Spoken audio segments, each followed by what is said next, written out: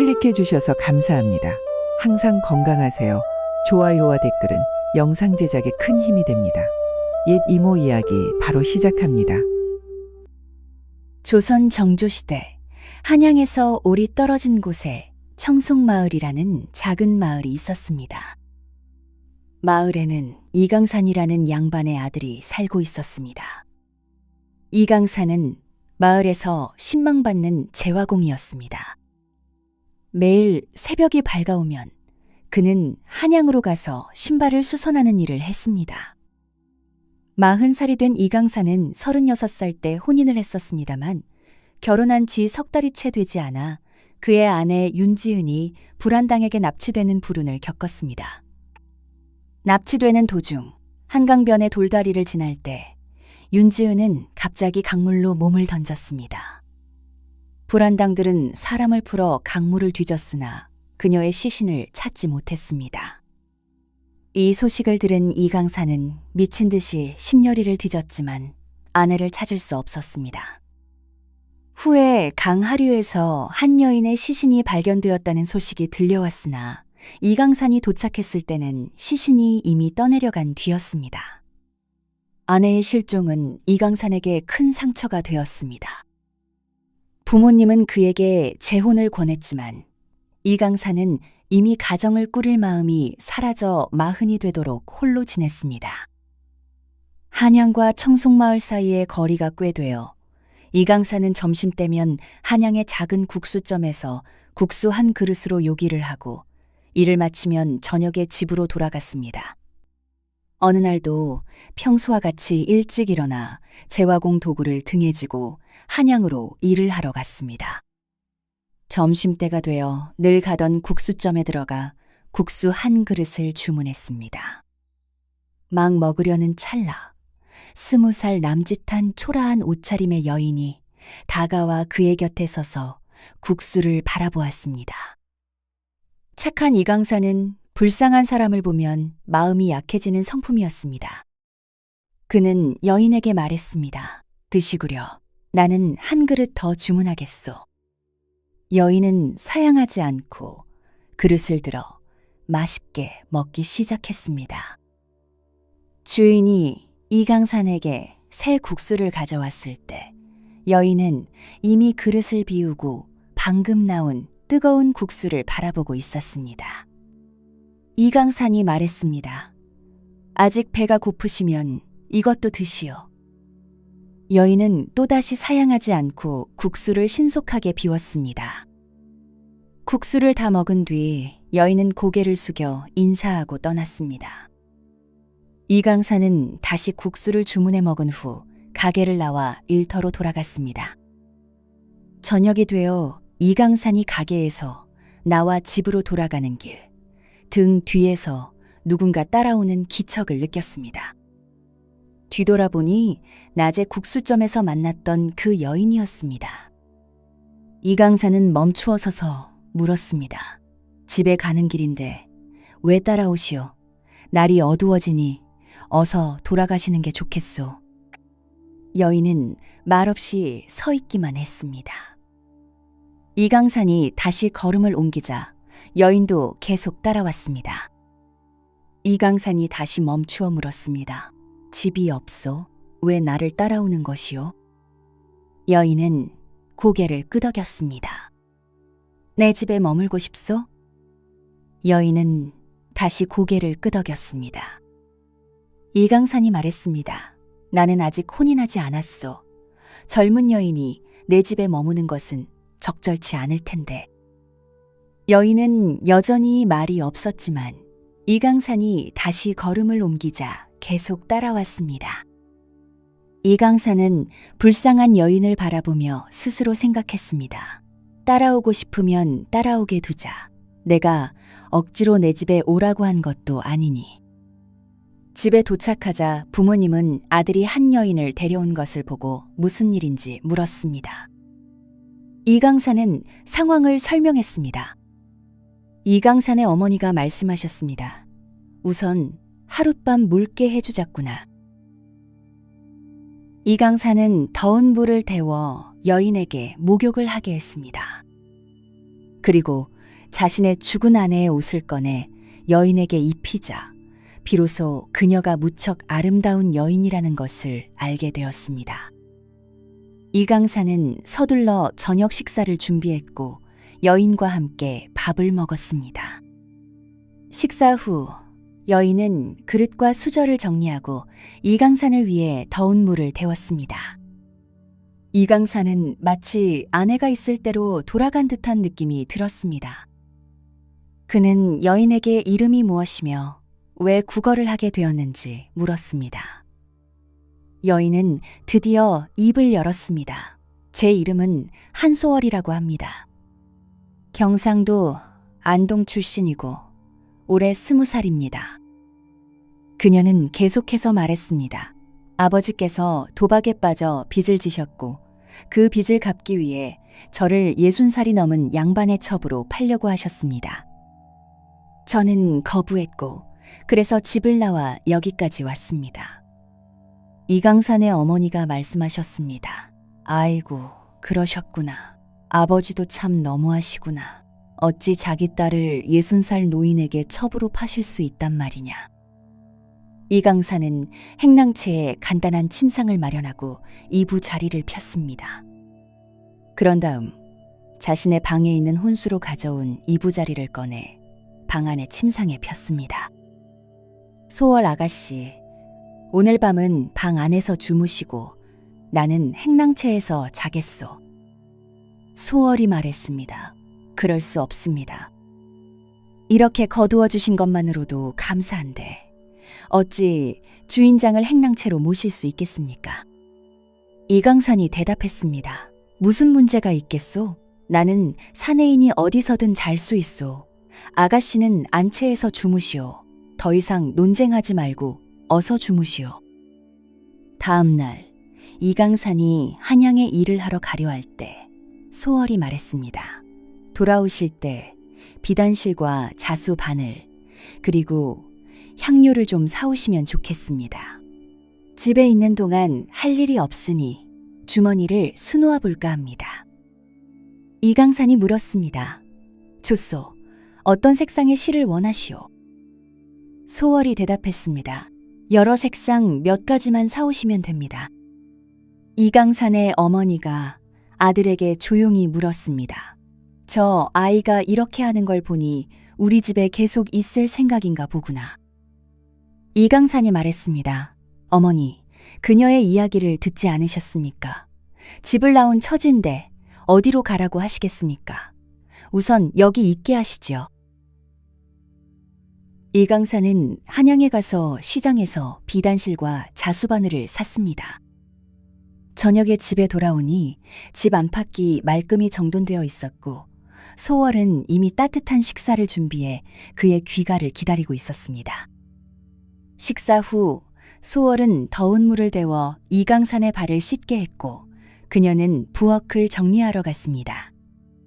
소월이 부엌을 정리하는 동안 이강산이 발을 씻고 난 후 소월이 말했습니다. 먼저 쉬십시오. 저는 주머니 술을 놓다가 자겠습니다. 이강산이 말했습니다. 하루 종일 고생했을 텐데 일찍 쉬시오. 소월이 대답했습니다. 집에서 한 일이 무엇이 있다고 피곤할 것이 있겠습니까? 고생하신 분은 당신인데요. 어서 쉬십시오. 다음 날 아침 이강산이 일어났을 때 소월은 이미 마당을 쓸고 아침 식사를 준비해 놓았습니다. 이강산의 아버지는 아내에게 말했습니다. 이 아이는 참으로 부지런하구나. 이강산의 어머니도 동의했습니다. 음식 솜씨도 좋아. 아침 식사를 마친 후 소월은 몇 개의 수놓은 주머니를 꺼내 이강산에게 건네며 말했습니다. 일하시는 동안 이 주머니들을 좌판에 놓고 파시면 좋겠습니다. 약간의 돈이라도 벌 수 있을 거예요. 이강산은 주머니들을 보고 놀랐습니다. 구걸하던 여인이 이렇게 아름다운 주머니를 수놓을 수 있다니 상상조차 하지 못했습니다. 수노인 무늬는 한 쌍의 원앙이 목을 맞대고 물속에서 노는 모습이었는데 마치 살아있는 것처럼 생생했습니다. 이강산이 말했습니다. 소월 아가씨, 손재주가 뛰어나시구려. 이것을 얼마에 팔아야 할까요? 시장에서 이런 원앙문의 주머니는 100냥 정도 한다고 기억합니다. 소월이 대답했습니다. 그럼 100냥에 파시지요. 이강산이 말했습니다. 놀랍구려. 주머니 하나가 100냥이라니. 3개의 주머니면 300냥이 되네요. 나는 하루 종일 일해서 300냥을 벌기도 어려운데요. 이강산의 부모님도 소월의 수놓은 주머니를 보고 놀랐습니다. 이 여인의 손재주가 정말 뛰어났습니다. 소월이 말했습니다. 잘 팔린다면 더 많이 수놓아 팔겠습니다. 이강산은 신발 수선 도구와 함께 3개의 주머니를 가지고 한양으로 갔습니다. 예상대로 이강산이 소월의 수놓은 주머니를 좌판에 놓자마자 1시간도 되지 않아 모두 팔렸습니다. 3개, 300냥이었습니다. 집에 돌아온 이강산은 300냥을 소월에게 건네며 말했습니다. 아가씨가 수놓은 주머니가 너무 아름다워서 금방 다 팔렸습니다. 소월이 말했습니다. 앞으로 우리 함께 돈을 벌면 살림살이가 더 나아질 것입니다. 이 집의 낡은 부분도 수리할 수 있을 거예요. 이강산이 대답했습니다. 맞습니다. 앞으로 우리가 함께 돈을 벌어봅시다. 아가씨는 주머니를 수놓고 나는 팔겠소. 그들은 점점 더 신이 나서 얘기를 나누다 자신들이 부부가 아니라는 사실을 완전히 잊어버렸습니다. 그래서 이강산은 낮에는 한양에 가서 신발을 수선하고 주머니를 팔았고 소월은 밤낮으로 집에서 주머니를 수놓았습니다. 어느 날 이강산이 또 한양으로 신발을 수선하러 갈 때 소월은 그에게 10개의 주머니를 주었습니다. 이강산이 말했습니다. 아가씨는 손이 참 빠르군요. 사흘 만에 10개의 주머니를 수놓으셨으니 1000냥을 벌 수 있겠습니다. 그날 저녁 돌아와 이강산은 소월에게 은자 1냥을 주고 또 신발 수선으로 번 300냥도 주었습니다. 소월이 물었습니다. 왜 신발 수선 번 돈까지 저에게 주십니까? 이강산이 대답했습니다. 사내는 돈을 벌고 여인은 돈을 관리하는 법이요. 아가씨가 우리가 번 돈을 맡아주시오. 소월이 말했습니다. 이강산 어른, 우리는 부부가 아닌데 어찌 당신이 번 돈을 제가 맡을 수 있겠습니까? 제가 돈을 가지고 달아날까 두렵지 않으십니까? 어머님께 맡기는 게 좋겠습니다. 이강산이 대답했습니다. 아가씨는 그런 사람이 아니라고 생각하니 걱정하지 않습니다. 게다가 어머니는 연세가 많으시니 걱정을 끼치고 싶지 않소. 소월이 말했습니다. 저는 당신 집에 머물고 있으니 당신 집의 식객입니다. 오히려 반값과 식비를 내야 하는 처지입니다. 이강산이 말했습니다. 그만하시오. 아가씨는 매일 우리에게 식사를 준비해주고 집을 청소해주지 않소. 소월이 듣고 말했습니다. 이 어른 참으로 좋은 분이십니다.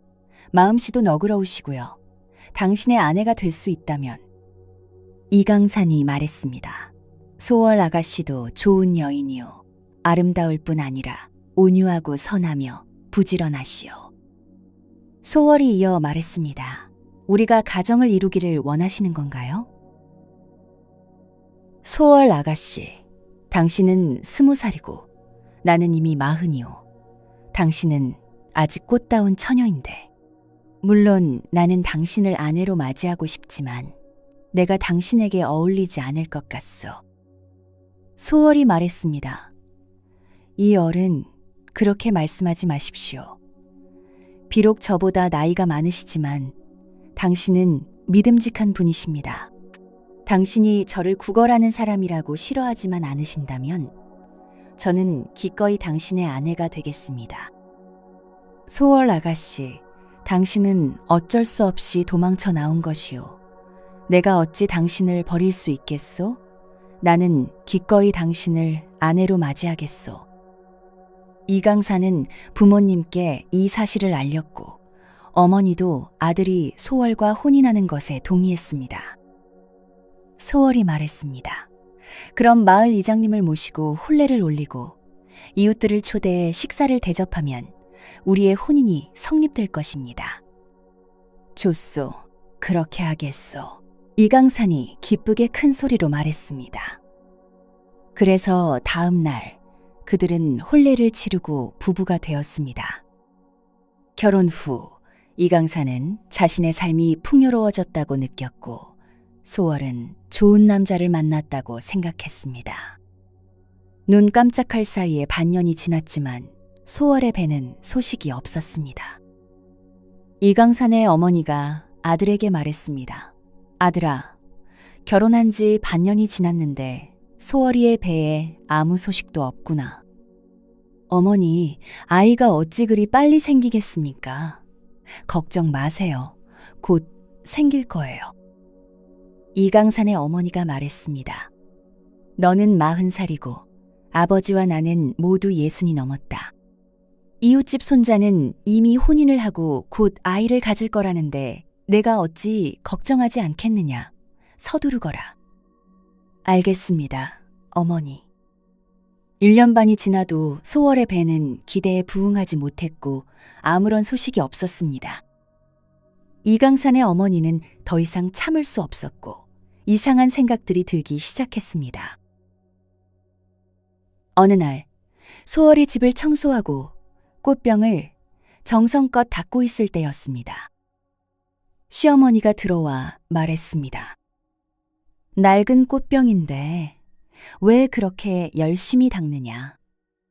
소월이 대답했습니다. 어머님, 이 꽃병은 매우 정교하고 아름답습니다. 깨끗이 닦으면 더 보기 좋을 것 같아서요. 아무리 아름다워도 꽃병은 꽃병이지 장식품일 뿐이다. 무슨 쓸모가 있겠느냐? 치워버려야 해. 소월은 시어머니의 말에서 무언가를 느꼈습니다. 숨은 뜻은 그녀가 자식을 낳지 못한다는 것이었습니다. 그녀는 단지 장식용 꽃병일 뿐이라는 것이었습니다. 시어머니가 마당으로 나가 먹이를 찾아다니며 울고 있는 암탉들을 보았습니다. 그녀는 막대기를 들고 암탉들을 쫓으며 말했습니다. 쓸모없는 암탉들, 알도 낳지 않으면서 무엇 때문에 울어대니?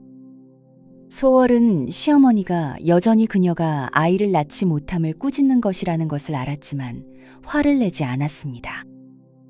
비록 시어머니의 말이 듣기 좋지 않았지만 그녀의 배는 기대에 부응하지 못했습니다. 그녀는 결혼한 지 1년이 지났지만 한 번도 임신하지 못했습니다. 시부모님은 연로하셨기에 그들의 초조함은 이해할 만했습니다. 이강산도 어머니의 비판이 아내를 상처 입힌다는 것을 알고 소월을 위해 마음 아파했습니다. 저녁에 방으로 돌아왔을 때 이강산이 소월에게 말했습니다. 어머니가 말씀하시는 것이 좋지 않지만 그분도 조급한 마음이 있으니 크게 신경 쓰지 마시오. 소월이 말했습니다. 저는 어머님의 마음을 이해합니다. 연세가 많으시니 손자를 보고 싶으신 거겠지요. 사실 아버님은 말씀은 않으시지만 어머님보다 더 조급해 하시는 것 같습니다. 이 어른, 제가 정말로 아이를 낳지 못하는 것 같습니다. 혹시 저와 이혼하고 다른 여인을 맞이하는 것이 어떨까요? 이강산이 말했습니다. 무슨 말씀을 하시오? 등불을 들고 다녀도 당신 같은 아내는 찾을 수 없을 거요. 내가 어찌 당신과 이혼할 수 있겠소? 우리 한양의 의원을 찾아가 약을 복용해 보는 건 어떨까요? 그러면 곧 임신할 수도 있을 거요. 그래서 이강산은 소월을 데리고 의원에게 가서 맥을 짚어보게 했습니다. 의원은 소월의 맥을 본 후 말했습니다. 맥에 문제가 있지만 뚜렷하진 않습니다. 약을 몇 첩 지어드릴 테니 복용하십시오. 하지만 약을 몇 첩 복용한 후에도 소월의 배는 반응이 없었습니다. 그들은 여러 의원을 찾아가 많은 약을 복용했지만 소용이 없었습니다. 이강산의 어머니는 더 이상 참을 수 없었습니다. 그녀는 이강산에게 소월과 이혼하고 다른 여인을 맞이하라고 했습니다. 이강산이 말했습니다. 어머니, 아이를 갖는 것은 빨리 기쁨을 얻는 사람도 있고 늦게 기쁨을 얻는 사람도 있습니다. 좀 더 기다려 봅시다. 이강산의 아버지가 말했습니다. 소월이는 좋은 며느리다. 이강산이 포기하지 않고 있으니 첩을 들이는 것은 어떻겠느냐? 이강산의 어머니가 말했습니다. 솔직히 말해서 우리가 부자라도 된다고 생각하시는 거요? 우리는 이미 늙었고 이강산 혼자 일해서 첩까지 부양할 수 있다고 생각하시오? 아버지, 우리 집이 형편이 된다 해도 저는 절대로 그런 일은 하지 않을 것입니다. 그것은 소월에게 공정하지 않습니다. 만약 우리가 정말로 아이를 가질 수 없다면 우리는 아이를 입양하면 됩니다. 저녁에 소월이 이강산에게 말했습니다. 차라리 아버님 말씀대로 첩을 들이시는 것이 어떨까요? 부모님께서 연로하시니 손자를 보고 싶으실 테고 제가 주머니를 수놓는 것도 돈을 벌기 위한 것입니다. 우리가 함께 첩을 부양하는 것도 큰 문제는 아닐 것 같습니다. 이강산이 말했습니다. 소월 아가씨보다 더 어리석은 여인이 있을까요? 내가 다른 첩과 함께 당신을 홀대할까 두렵지 않으신가요? 또한 당신은 나에게 이토록 잘해주고 이 가정에 이토록 큰 공헌을 하셨는데 내가 번 돈은 당신이 번 것보다 적습니다. 내가 어찌 당신을 가볍게 여길 수 있겠소? 어머니께서 당신에게 일이 대하시며 당신을 내치려 하시니 저도 화가 납니다만 그분은 제 어머니이시니 거스를 수 없습니다. 하지만 저는 절대로 첩을 들이지 않을 것이며 더구나 당신을 내치는 일은 없을 것입니다. 우리가 정말 아이를 가질 수 없다면 아이를 입양하면 될 것입니다. 소월이 말했습니다. 이 어른, 어머님께서 저를 어떻게 말씀하시든 저는 이해하고 불평하지 않을 것입니다. 제가 시어머니의 입장이라면 제 아들이 아이를 낳지 못하는 며느리를 맞았다면 저도 그렇게 했을 것입니다. 아버님께서 첩을 들이라고 하신 것도 이치가 있습니다. 결국 태어난 아이는 이 가문의 혈통을 이어갈 것입니다. 저로 말하자면 제가 의지할 곳 없이 구걸하던 때 당신의 가족이 저를 거두어 주셨고 당신이 저를 아내로 맞아주셨습니다. 당신의 가족들은 저에게 잘해주셨으니 저는 당신이 첩을 들이는 것을 받아들일 수 있습니다. 한번 생각해 보세요. 첩을 구하는 것이 어떨까요? 이강산이 말했습니다. 소월 아가씨, 당신은 세상에서 가장 훌륭한 아내입니다.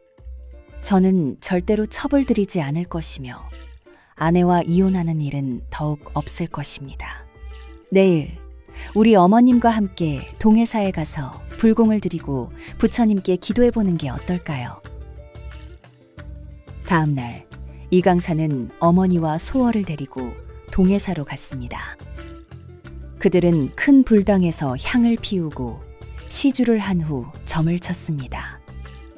이강산과 소월은 각각 점괘를 뽑았고 주지스님이 그것을 집어 소월이 뽑은 점괘에는 두 구절이 적혀 있었습니다. 봄에 꽃 피고 가을에 열매 맺네. 이강산의 점괘에도 두 구절이 있었습니다. 겨울에 큰 눈 내리니 대지는 하얗게 덮이네. 이강산이 물었습니다. 스님, 이것이 무엇을 의미합니까? 스님이 말했습니다. 봄이 오면 꽃이 피고 가을이 오면 저절로 열매를 맺지만 생명밖에 아이가 있고 생명 안에는 아무것도 없다는 뜻이요. 나를 따라오시오. 이강산의 어머니 이강산, 소월은 스님을 따라 별실로 갔습니다. 스님이 말했습니다. 자, 내가 두 분의 맥을 짚어보겠소. 맥을 짚은 후 스님이 이강산에게 말했습니다. 당신의 아내는 곧 임신할 것이요. 문제는 없소. 당신의 남편에게 문제가 있어. 돌아가시오. 이강산의 어머니가 말했습니다. 스님, 잘못 보셨습니다. 여자만이 아이를 낳지 못하는 것이지 어찌 남자에게 문제가 있을 수 있겠습니까? 다시 한번 맥을 짚어보셔야 합니다. 소월도 말했습니다. 스님, 정말 잘못 보신 것 아닙니까? 스님이 이강산의 어머니에게 말했습니다. 나무아미탑을, 나는 이곳에서 40년을 지냈소. 수많은 남녀를 보았지만 한 번도 실수한 적이 없소. 이것이 바로 방금 점괘의 의미이기도 하오. 당신 며느리의 점괘에 봄에 꽃 피고 가을에 열매 맺네라고 적혀 있는 것은 그녀가 임신하여 아이를 낳을 수 있다는 뜻이오. 반면 당신 아들의 점괘에 겨울에 큰 눈 내리니 대지는 하얗게 덮이네라고 적혀 있는 것은 겨울에는 아무것도 자라지 않으니 그가 아이를 낳지 못한다는 뜻이오. 내 말을 믿지 않으시면 다른 절에 가서 물어보시오. 나무 아미타불. 이강산이 말했습니다. 어머니, 스님이 맞으신 것 같습니다. 우리 돌아갑시다. 전에는 제 문제라고 생각하지 못했습니다. 소월이 다시 스님에게 물었습니다. 스님, 말씀하신 생명밖에 아이가 있고 생명 안에는 아무것도 없다는 것은 무슨 뜻입니까? 스님이 말했습니다. 이 비밀은 절대로 누설해서는 안 됩니다. 나무아미탑을 돌아가시오. 세 사람은 방을 나섰고 이강산이 말했습니다. 어머니, 소월, 우리 돌아갑시다. 이강산의 어머니가 갑자기 울며 말했습니다. 하늘이시여, 어찌 이런 일이. 당신 아버지와 내가 전생에 무슨 잘못을 했기에 하늘이 우리를 이렇게 벌하시는 거요? 이강산이 말했습니다. 어머니, 때로는 삶에 어려움이 있기 마련이니 우리는 견뎌야 합니다. 저와 소월은 반드시 아이를 갖게 될 것입니다. 바로 그때 갑자기 아이의 울음소리가 들렸습니다. 소리를 찾아가 보니 한 아이가 인파 속에서 울고 있었습니다. 세 사람이 다가가 보니 3살 남짓한 사내아이가 인파 속에 서서 울고 있었습니다. 이강산이 다가가 물었습니다. 왜 그러니? 어른을 찾지 못해서 그러니? 아이가 울며 말했습니다. 어머니가 가셨어요. 저는 어머니를 찾고 있어요. 이강산이 말했습니다. 울지 마라 아이야. 천천히 말해보렴. 네 어머니는 어디 계시니? 아이가 말했습니다. 어머니가 물건을 안에 두고 여기서 기다리라고 하셨는데 갑자기 가버리셨어요. 이강산이 말했습니다. 울지 마라. 내가 안으로 데려가 찾아줄게. 소월도 아이를 달래며 말했습니다. 아이야, 두려워하지 마. 우리가 너를 어머니에게 데려다 줄 테니. 그러나 그들이 동해사 전체를 수색해도 아이의 어머니를 찾지 못했고 아이는 다시 큰 소리로 울기 시작했습니다. 이강산이 아이를 안아들며 말했습니다. 울지 마라, 울지 마. 네 어머니는 아마도 너를 찾지 못해 집으로 돌아가셨을 거야. 너희 집이 어디니? 우리가 데려다 줄게. 아이는 고개를 흔들며 자신과 어머니에게는 집이 없다고 말했습니다. 소월이 말했습니다. 어찌 집이 없을 수 있겠니? 잘 생각해보렴. 너희 집이 어디니? 아이는 여전히 고개를 흔들었습니다. 이강산의 어머니가 말했습니다. 이 아이의 어머니도 참 이렇게 부주의해서 이렇게 큰 아이를 잃어버리다니 아이가 불쌍하구나. 이강산이 말했습니다. 아이야, 울지 마라. 우리가 여기서 네 어머니를 기다릴게. 그분은 아마도 급한 일이 있어서 곧 돌아오실 거야. 아이는 울음을 그쳤습니다. 그러나 2시간을 기다린 후에도 아무도 아이를 찾으러 오지 않았고 아이는 다시 울기 시작했습니다. 이강산이 아이를 달래며 말했습니다. 울지 마라. 우리가 기다려보자. 네 어머니는 반드시 오실 거야. 그러나 또 2시간을 기다려도 아무도 나타나지 않았습니다. 소월이 말했습니다.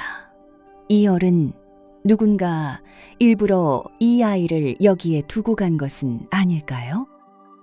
이강산이 말했습니다. 아니요. 세상에 그렇게 잔인한 어머니는 없을 거요. 우리 좀 더 기다려 봅시다. 그래서 그들은 또 2시간을 기다렸지만 날이 어두워질 무렵까지도 아무도 오지 않았습니다. 이강산의 어머니가 말했습니다.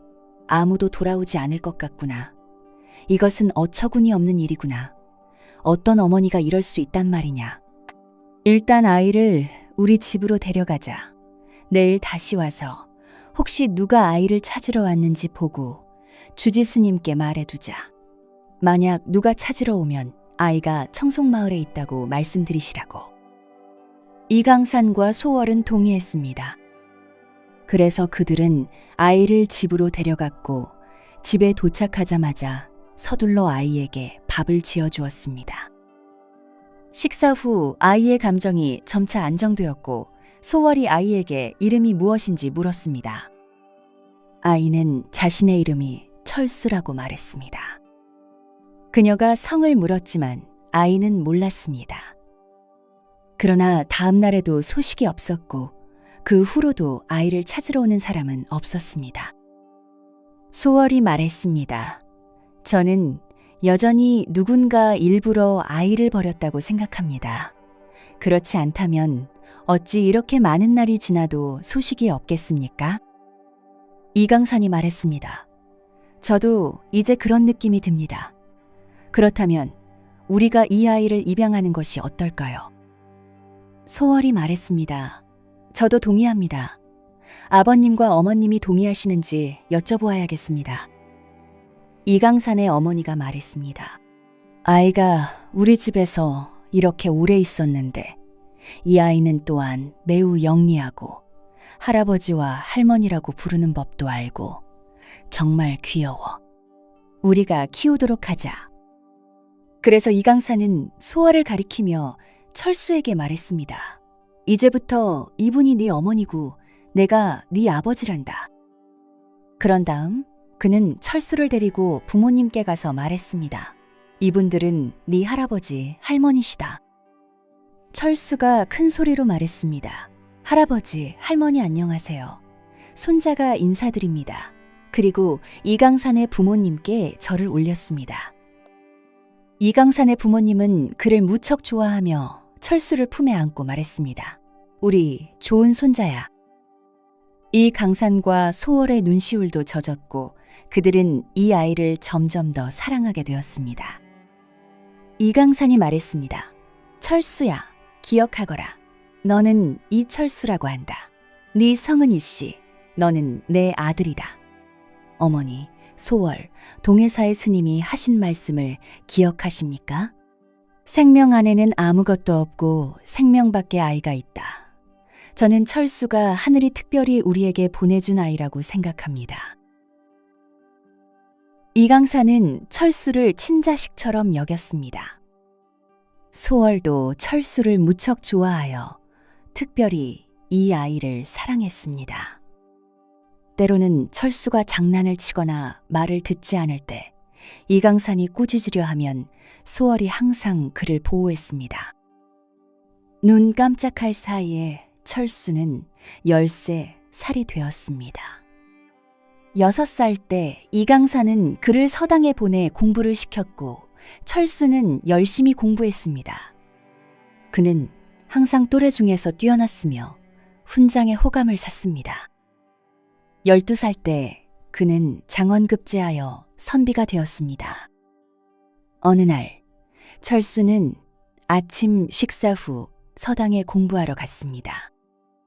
소월이 이부자리를 정리하는데 이강산도 한양에 일하러 가려고 준비하고 있을 때 한 중년 여인이 문 밖에서 들어왔습니다. 이강산이 그녀를 보았을 때 자신의 눈을 믿을 수 없었습니다. 그 여인은 바로 그의 아내 윤지은이었습니다. 그녀는 오랫동안 실종되어 이강산은 그녀가 이미 죽었다고 생각했던 사람이었습니다. 지은이, 당신이 살아있었군요. 이강산이 눈물을 글썽이며 말했습니다. 소월도 매우 놀랐습니다. 그녀는 이강산이 아내가 있었다는 말을 한 번도 들은 적이 없었습니다. 윤지은이 말했습니다. 저는 죽지 않았습니다. 그날 저는 강도들에 의해 산으로 끌려갔습니다. 비록 제가 강으로 뛰어들었지만 다시 건져져 올라왔습니다. 당신이 포기하도록 하기 위해 강도의 두목은 제가 강물에 떠내려갔다고 거짓말을 했습니다.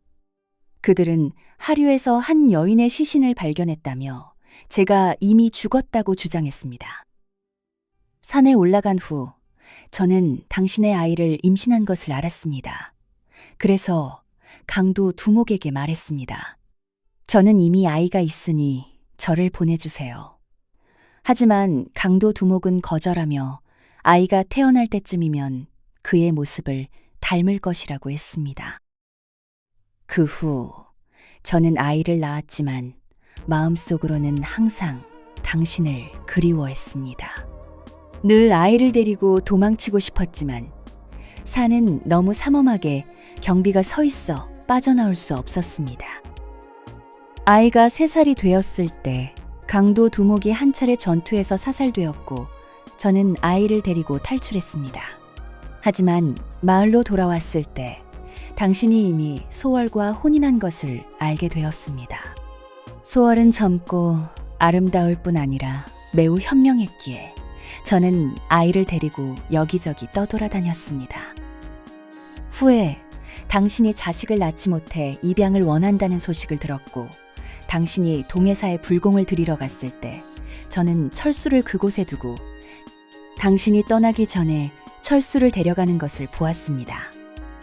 이 어른, 철수는 당신의 친아들입니다. 이강산과 소월은 이미 눈물을 흘리고 있었습니다. 소월이 말했습니다. 지은 언니, 언니가 돌아오셨으니 제가 물러나겠습니다. 저는 원래 거지였고 이 어른이 저를 거두어 주셨습니다. 이 몇 년 동안 저에게 너무 잘해주셨고 저는 이미 만족했습니다. 하지만 한 가지 이해할 수 없는 것이 있습니다. 동해사의 스님이 이 어른의 아이를 가질 수 없다고 하셨는데 철수가 어떻게 그의 아들일 수 있습니까? 문 밖에서 한 목소리가 들려왔습니다. 내가 이 의문을 풀어주겠소. 소리와 함께 동해사의 스님이 들어왔고 소월의 마음속 의문을 해결해 주었습니다. 그가 말했습니다. 사실 이강산은 아이를 가질 수 있고 철수는 이강산과 윤지은의 아들입니다. 하지만 정말로 아이를 가질 수 없는 사람은 바로 당신입니다. 하지만 이강산은 당신을 너무 사랑했습니다. 첩을 들이지 않기 위해 그는 동해사에 와서 나와 상의했고 제가 거짓말을 하게 했습니다. 그가 아이를 가질 수 없다고 말하여 당신과 그의 어머니가 그에게 첩을 들이라는 생각을 버리게 했습니다. 저는 또한 윤지은의 일을 알고 있었습니다. 그녀는 아이를 이강산에게 주고 싶어 했고 그래서 그녀는 저와 상의하여 어떻게 해야 할지를 물었습니다. 당신이 동해사에 불공을 들이러 왔을 때 저는 그녀가 아이를 여기에 두도록 했습니다. 이제 이 모든 것이 끝났습니다. 다음은 당신이 결정할 일입니다. 나무아미타불. 스님을 배웅한 후 윤지은이 소월에게 말했습니다. 제가 오늘 돌아온 것은 당신을 쫓아내기 위함이 아닙니다. 다만 철수가 이제 자랐고 저는 진실을 이강산에게 알리고 싶었습니다. 철수는 그의 친아들입니다. 그녀는 다시 이강산에게 말했습니다. 당신은 좋은 남자이고 소월도 좋은 여인입니다. 당신은 그녀에게 잘해주셔야 합니다. 저는 이제 재혼했습니다. 한약재를 다루는 남자와 결혼했습니다. 그는 저에게 잘해주고 있으니 저는 이제 돌아가겠습니다. 말을 마치고 그녀는 떠났습니다. 몇 년 후 이강산의 부모님은 차례로 세상을 떠났고 18살이 된 철수는 과거에 급제하여 조정의 관리가 되었습니다. 그는 아버지 이강산과 양어머니 소월을 데리고 한양으로 갔고 어머니 윤지은의 가족도 한양으로 데려갔습니다. 이후 이강산과 소월은 훗날 기적적으로 딸아이를 얻게 되었습니다. 그들은 스님의 말을 기억했습니다. 생명 밖에 아이가 있고 생명 안에는 아무것도 없다. 그것은 그들이 입양한 철수와 그들의 친딸을 의미했습니다. 철수는 관리로서 출중한 능력을 보였고 나중에는 높은 벼슬에 올랐습니다. 그는 이강산과 소월 그리고 윤지은 모두에게 효도했으며 그들이 살아있는 동안 행복하게 지낼 수 있도록 보살폈습니다. 두 어머니는 서로를 시기하지 않고 서로 돕고 존중하며 평화롭게 지냈습니다. 이강산은 인생의 후반기에 두 훌륭한 여인과 뛰어난 아들, 그리고 사랑스러운 딸을 가진 행운아였습니다. 이 이야기는 조선의 어느 마을에서 전해 내려오는 인연의 끈이라는 전설이 되어 사람들에게 가족의 소중함과 인연의 신비로움을 일깨워줍니다. 옛 이모 영상을 빠르게 만나보시려면 가운데 동그라미를 클릭하여 구독을 눌러주세요. 새로운 영상이 올라오면 알림이 옵니다. 다음 동영상과 추천 영상도 재미있으니 많은 시청 바랍니다. 감사합니다.